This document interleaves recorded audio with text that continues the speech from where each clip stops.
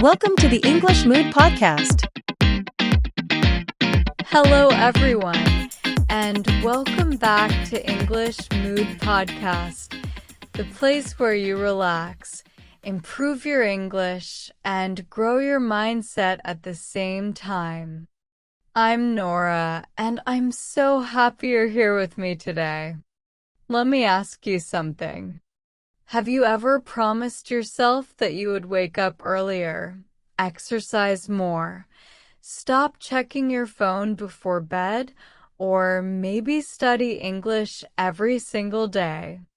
And then, a few days later, you find yourself doing exactly what you were trying to stop? If that sounds familiar, don't worry.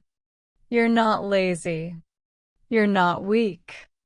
And you're definitely not alone. Today, we're going to talk about something that controls most of your daily actions, even when you don't realize it. Habits. But not just in a simple way. In this episode, we're going to explore the science behind habits. Why they form. Why they are so powerful. Why bad ones are so hard to break. And most importantly, how you can actually change them. And before we go deeper, if you enjoy learning English in a calm, intelligent, and practical way, make sure you like this video and subscribe to English Mood Podcast. It really helps the channel grow, and it helps me continue creating episodes like this for you. All right, take a deep breath. Let's begin. What is a habit? Let's start with the basics. Most people think a habit is just something you do often. But scientifically, a habit is a behavior that becomes automatic through repetition. Researchers at Duke University found that about 40% of our daily actions are habits. That means almost half of your day is on autopilot. Think about it. You wake up and check your phone. You brush your teeth. You make coffee. You sit in the same chair. You scroll social media without thinking. Your brain loves habits. Why? Because they save energy. Making decisions all the time is tiring for your brain. Habits create shortcuts in a part of your brain called the basal ganglia. That's the area responsible for automatic behaviors. This is why habits feel effortless after a while. But here's the catch. Your brain doesn't care if the habit is good or bad. It only cares that it repeats. And that is exactly why understanding habits is so important. So, how do habits form? Scientists discovered a pattern called the habit loop. It has 3 parts: cue, routine, and reward. Let's break that down. The cue is the trigger, something that tells your brain to start the behavior. It could be a time of day, an emotion, a place, a person, or even boredom. The routine is the behavior itself, and the reward is the benefit your brain receives. For example, you feel stressed and you scroll on your phone. You feel relief, even for a moment.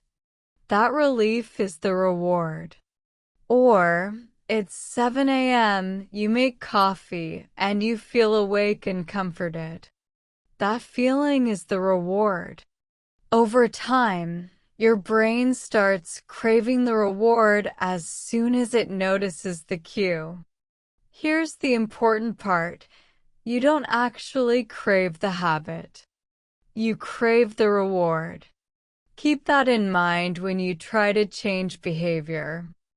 Now let's talk about bad habits. Nobody wakes up thinking, I want to develop a bad habit. Bad habits usually develop slowly, and they give immediate rewards, instant pleasure, relief, or entertainment.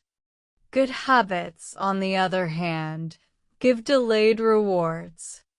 Exercise takes weeks to show results. Studying English improves your skills over months. Healthy eating benefits your body slowly. Our brains prefer short-term pleasure over long-term benefits. This is called temporal discounting. That's why willpower alone often fails. Willpower is like a battery. Habits, however, never get tired. Here's a powerful insight. Long-term change is about identity, not goals. Instead of saying, I want to run, try saying, I am becoming someone who runs. Instead of, I want to study English, say, I am someone who improves every day.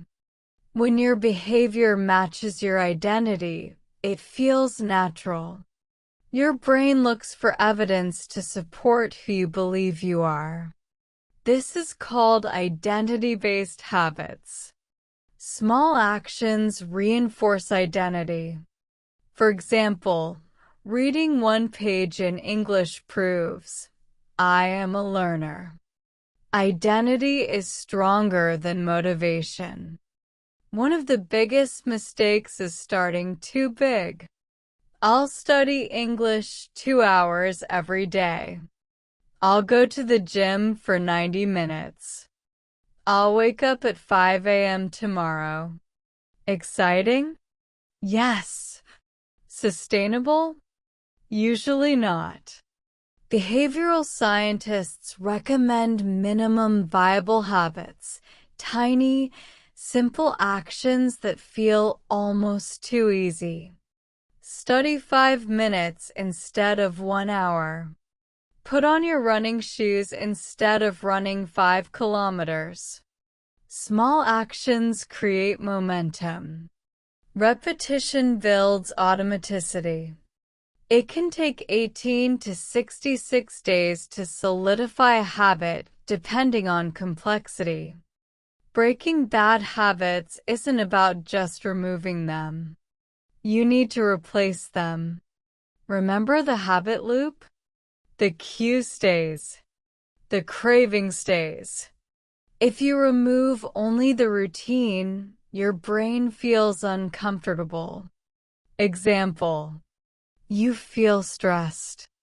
The old routine is eating sugar. The reward is comfort. Now replace the routine.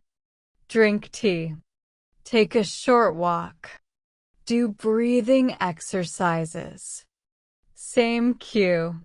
Similar reward. Healthier routine. Replacement makes change easier. Your environment shapes your habits more than motivation. For example, phone by your bed, you check it. Junk food in the kitchen, you eat it. English book on your desk, you read it. Behavioral design is powerful. Make bad habits harder and good habits easier. You will slip up. Miss a day. Revert to old behavior. Feel frustrated. This is normal. What matters is recovery. Successful habit builders follow one rule: never miss twice. Skip 1 day, fine. Skip 2, return immediately. Habits are strengthened by returning, not by never failing. Progress is messy. That's okay. For English learning to stick, make it habitual, not intense. Attach it to existing routines. After breakfast, 5 minutes listening. Before bed, 1-page reading. During commute, 1 podcast episode. Small. Daily. Consistent. Make English part of your identity. I am someone who improves my English every day. Even 5 minutes counts. Especially 5 minutes. Small actions repeated daily are stronger than big actions done occasionally. Before we finish, think about 2 things. What is one bad habit you want to change? What is one small, realistic habit you will start this week? Write it in the comments in English. Even 1 sentence is perfect practice. If this episode helped you, like the video and subscribe to English Mood Podcast. Share it with a friend who wants to improve their life or their English. Remember, you don't rise to the level of your goals. You fall to the level of your systems. Small habits, repeated daily, shape your future. I'm Nora.